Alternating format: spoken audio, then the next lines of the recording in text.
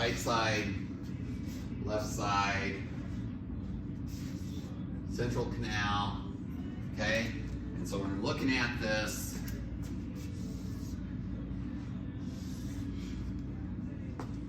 that would be my great commissure there. And so these would be my column, or my horns, sorry.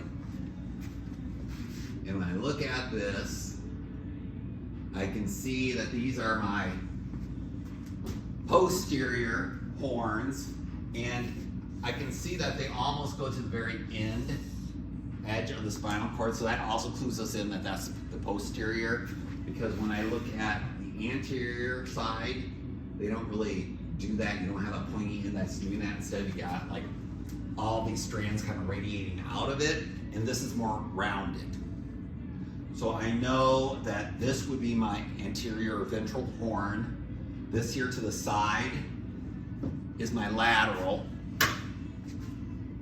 and then those up there are my posterior. Now we have, so that would be your gray matter. So it's the horns of the gray matter. And so the lighter pink is going to be the white matter, and the white matter is divided into the horns. Or, no, that's not right, columns.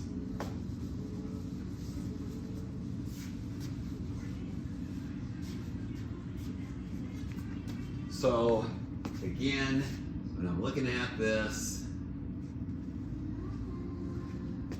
this would be basically my left posterior column. I said that wrong. Again, aspirin work. This is my right posterior horn, column. I should leave now. My right posterior column. You guys have to help me. I'm like got a brain fart in there that won't go away. My left posterior column, my right posterior column. And then over to the sides would be my lateral columns. And then up here in the front would be my ventral or anterior columns. Now, when you look here, compared to on the posterior side of things, there's definitely a more distinctive line there. That is the fissure. So that is that anterior median or ventral median fissure. Okay? Well, then where's my posterior median sulcus? Well, we kind of, it's basically kind of right here. And a lot of times this blood vessel is kind of centered right over the top of it. But you can see where this indentation is, so you kind of hit the middle of that. That's kind of where it's at. It's just very subtle in comparison. Okay? So what do we got left? Well, we have the meninges to pay attention to. Oh, no, we've got more than that. We've got the nerves to look at. So when it comes to the nerves, the spinal nerves, this is the easiest thing to find and identify. What is this? It's the efferent, it's the ganglion. It's going to be the posterior root ganglion. Okay? How do I know that? Because those are going to be the cell bodies with the nucleus in the middle. Okay? So that has to be a ganglion. That's how we describe ganglions, groups of cell bodies, neuron cell bodies. So that's what we have there. Down here,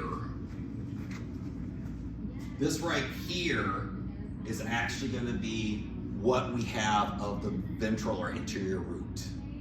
All right?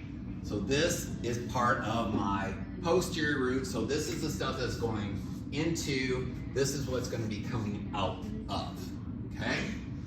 If I look on the other side, because this is my right side, if I move over to the left side, over here, this one actually gives you more of a hint of that path heading up. okay? So that will be indicative. And then down here, it's not quite as good, but what's kind of cool about this is showing you where the two roots merge together as the actual spinal nerve. Okay, so as it's merging together here, that's where it passed through the vertebrae. Okay, now let's look at our 3 layers of meninges. So when I'm looking at this,